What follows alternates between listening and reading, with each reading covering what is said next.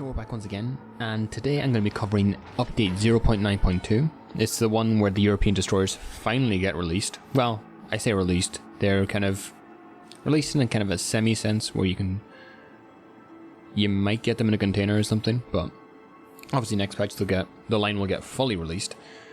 So that's when the big release will happen, but this time we're going to get the first sightings, the first ideas of what the class is actually going to be like, or the tech tree is going to be, what's it going to be like.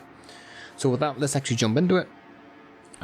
This patch is going to be from tier 5 to tier 9. I'm pretty sure it's going to be obtainable through crates, European crates that you can complete for missions in the game. Obviously last patch, or 0.91 I think, or 0.90, it was the British heavy cruisers that were released. I think I played 1 or 2 games of those and lost complete interest because I'm not a big fan of heavy cruisers in this game. They don't seem to fit much of a role other than radar. But that's just my opinion. I think everything a heavy cruiser can do, a light cruiser can do better, or a battleship can do better.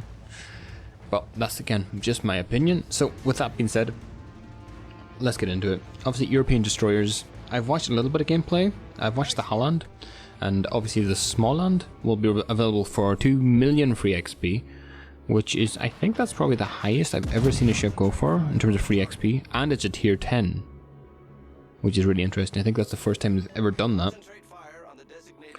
But let's get back to the actual tech tree line. The Holland, I've read a little bit about it, I've seen a little bit of gameplay. Probably 2 things to take away from it is torpedoes are ridiculously strong.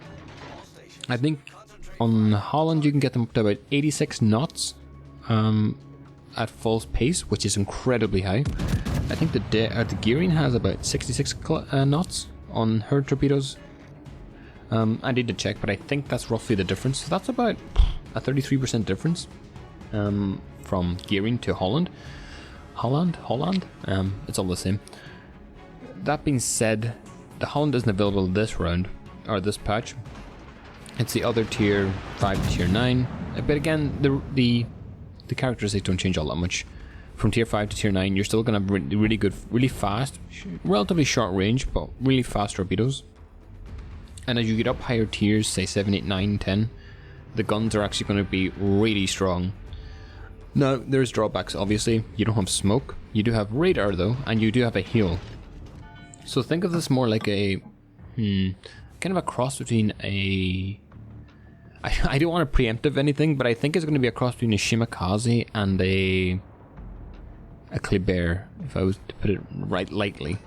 This ship's going to be really good at just chasing down DDs and making them suffer for being out of position. But the fact that it doesn't have a smoke is probably going to be, you're going to be playing that fine line the entire game with positioning. And I think that's why for captain skills you're going to have to obviously take concealment expert, but radio location is going to be so goddamn important. Just because of the fact that being able to know where an enemy DD is makes your job so much easier in terms of knowing where the enemy ships are and being able to position yourself correctly, because if you know where an enemy DD is, you can decide whether to take that fight or not. You don't get forced into anything or anything unexpected, and as a result, you're going to have a much higher probability of killing an enemy DD without actually taking all that much damage or being dumpstered by enemy ships. But with that being said, the playstyle overall is something I really enjoy. It's going to be so much fun. I've been waiting so long to have a kind of ship class like this that can actually duel really well and really command an area of the map. Now that being said, carriers are still in the game, so games with carriers it's going to be really awkward, and probably more so because you don't have smoke to actually evade planes and stuff. But I think that's a fair trade-off. I think these ships are going to be really strong and really enjoyable to play throughout the entire game mode. So with that being said, you do get perma camos too for completing the missions, so that's something to take into consideration too. And I think they're definitely going to be a really fun class. Even if you don't really play DDs all that much, I think they'll be really enjoyable to play. Next thing I actually want to bring up is maybe a little bit off center here, but there's a new port actually, and it looks absolutely fantastic. I'll put up an image of it here on the screen so you can actually have a look at it. but in game it looks absolutely fantastic. And I think it's like it's taken from some kind of Scandinavian landscape. It's called fjords, obviously, so I think it's assumed it's going to be a Scandinavian landscape. But in game, the picture here is pretty nice, but I don't think it does justice. In the game, it looks absolutely wonderful. So, obviously, the art department in World of Warships is actually doing really, really good job. So with that being said, let's get on to IFHE. Now, there is clan brawls, but again, I don't think they're really worth all that mentioning. Because generally, you'll notice if you're in the game mode that clan battles are available, so there's no point in me talking about them. IFHE is fundamentally changing, and as a result, fundamental things are changing in the entire game. Now, I want to say a couple things first. First of all, there's too many changes here for me to even talk about. Secondly, I don't even know how many things this is going to affect in the game, because there's just so many ships that utilize IFHE, and there's so many ships that are actually affected by IFHE. So with that being said, let me just touch on a couple of things that I think are going to be really important. So the first thing I want to touch on is the fact that this skill will now reduce the chances of causing a fire by half, instead of subtracting 1% or 3% from them depending on the caliber. It's only the standard chances of a fire being caused by HE shells that are reduced by half. Other bonuses to the chances of causing fire will be the same as before, such as bonus by different flags or demolition experts, stuff like that. So that's something to keep in mind. Now for tier 8 to tier 10 cruisers with 152mm or 155mm guns, the armor penetration capabilities of the HE shells have been fundamentally changed. They're going from a 1.6 caliber rule to a 1.5 caliber rule. Now what that actually means is that if you're firing HE shells from these kind of cruisers, generally cruisers will have 152mm or 155mm guns. These ships will be able to penetrate each other's armor plating, as well as cruisers that have up to 30mm thick armor, without the use of IFHE, which is a really fundamental thing we should probably notice. Now, with that being said, Wargaming have had to change some of the armor characteristics of a couple of different cruisers. Now, also, beforehand, let me just say something before this. Beforehand, IFHE would only allow you to pen armor values less than the stated value. So say it said you could pen 26mm of armor, it would only allow you to pen 25mm and less. Now it allows you to pen 26mm and less, so it's equal to and less than, rather than just less than, but as it would previously be. Holy shit, I'm having trouble speaking. So now, as a result, cruisers with a caliber of about 190mm or more now have thicker armor, and cruisers carrying a smaller caliber only have a thicker armor on the central parts of their decks. And I guess they're doing this because they want to have actual distinct difference between light and heavy cruisers, because that doesn't really exist at the minute. So again, there's a lot of changes here. I probably spent an hour going through all of this, but again, I just want to touch on some central things that is actually fundamental to how IFHE is going to change the game. Oh, and one more thing.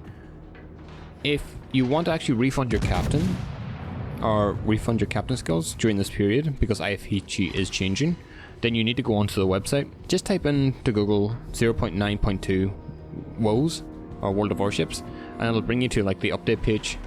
You log into your Wargaming account, click respec captains, and it'll give you a discount of 0 dubons to actually respec any captain in the game, for any ship you have. So make sure you do that. So that covers IFHE, that covers European cruisers. Now this might not apply to many people.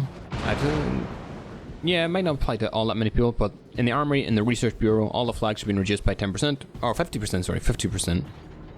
So what that means is you're just going to have an easier time gathering flags. Generally, I don't know anyone who uses the Research Bureau to get flags. instead of just usually used to get the Ohio and stuff like that, or the Colbert. But yeah, I thought you should probably be aware of that. Now there's a few other changes that I really want to touch on that I thought are worth mentioning.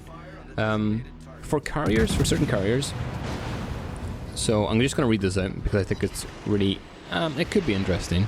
Time interval between bomber attacks has been changed. The minimum time between attacks for bomber squadrons was increased depending on the specific aircraft carrier and its tier. For US, German and Japanese aircraft carriers, it's increased from 5 seconds to 7.5 seconds at tier 4, 5 to 8 seconds at tier 6, 5 to 8.5 seconds at tier 8, and 5 to 9 seconds at tier 10, and for the Saipan, and for the tier 8 Saipan. For UK aircraft carriers, except for the Indomitable, from 5 to 7 seconds at tier 4, and for the Ark Royal, from 5 to 7.5 seconds at tier 6, and 5 to 8 seconds at tier 8, and from 5 to 8.5 seconds at tier 10. So this is a couple of seconds. Now, you know, take it with a bit of salt, shall we say. It doesn't really matter if the planes do 15k.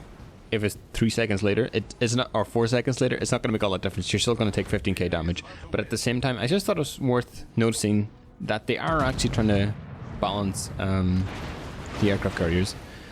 Not that it'll actually make a difference or that they're actually balanceable, but you know, at least they're trying. So with that being said, I don't think there's all that much more major changes to actually discuss. Definitely a pretty nice patch. There's a lot of fun content actually being introduced. The European carriers is something I'm really looking forward to. I'll probably grind that line really soon. And it's going to be interesting to see how the IFHE changes actually work out. Will they actually create a greater balance between heavy cruisers, light cruisers, stuff like that? So yeah, I hope you enjoyed this, and I'll see you in the next one.